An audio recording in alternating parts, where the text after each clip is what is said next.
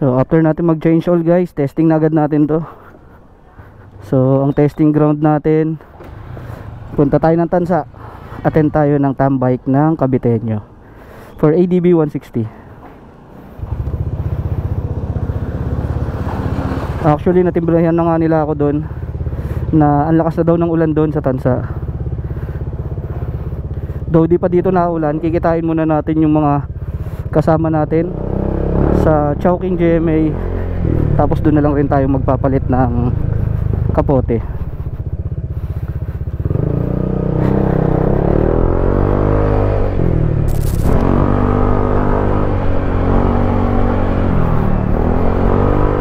By the way guys, masingit ko lang sa mga nagtatanong kung kamusta na yung Vamos natin, dun sa mga interested.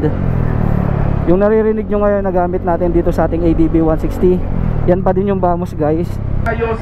So yan, more than 2 years na ata guys yung pipe natin.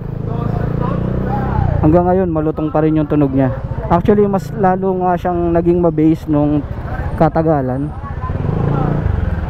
Lalong gumanda yung tunugan niya ngayon. Mas buong buo. Tapos hindi na kasi lakas syempre nung pinakauna.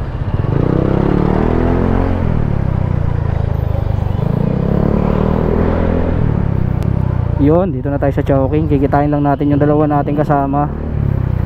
Tapos dito na rin tayo magsusot ng kapote.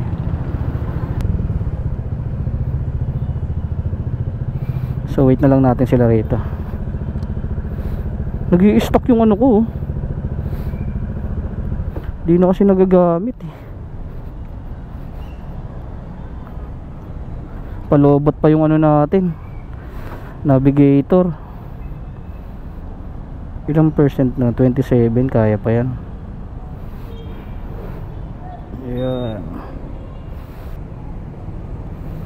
Saan yun?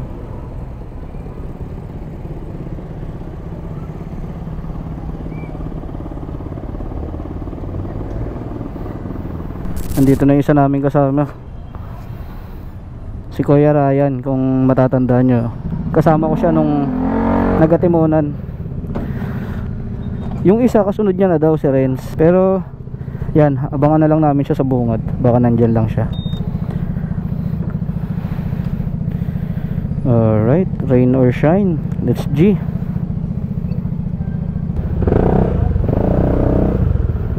Ano? Dito na. Si Renz, baka mag-chat sa'yo ah.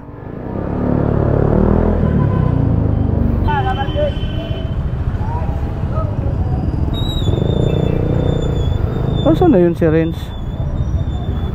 Baka nandun sa harapan o sa bungad. So bali yun guys, nakompleto na kami. So medyo na-late lang ng kaunti yung isa, pero eto na, nasa likod ko na siya.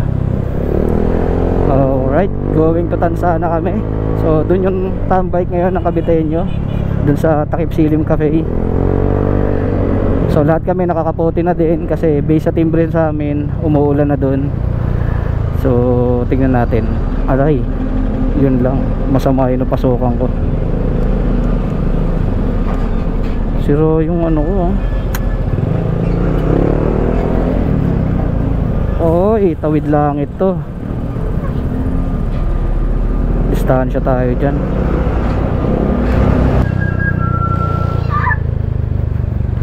Tamang desisyon kaya to na dito kami dumaan.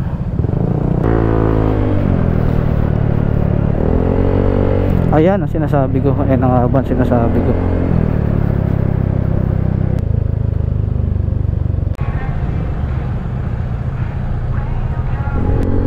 Kala ko mawambon dito, pero okay lang yan. Mas maganda yung ganyan.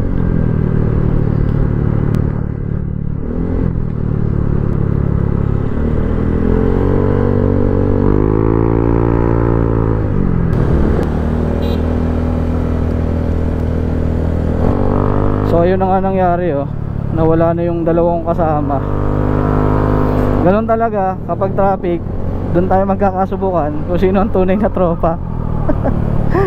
Wala talagang ganun kapag puro stoplight tapos traffic.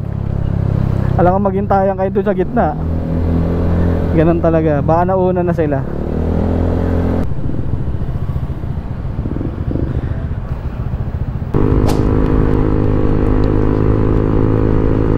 Ayun, malapit na pala tayo.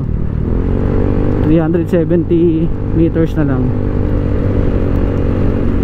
Meron ba tayo nasa likod? Harap. Alright, hanap tayo ng tamang timing. Ta-timing tayo.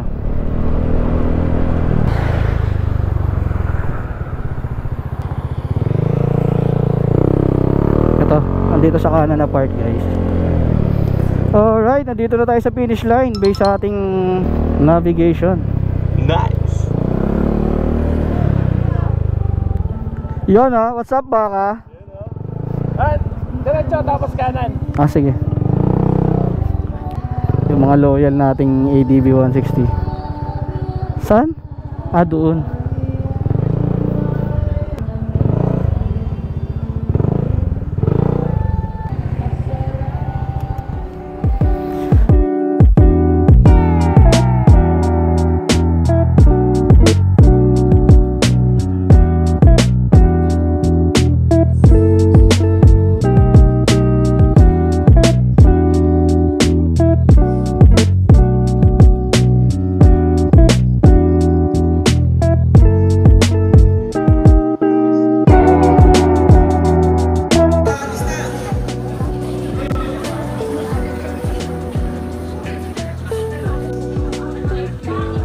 As usual, kailangan nagpapakilala tayo.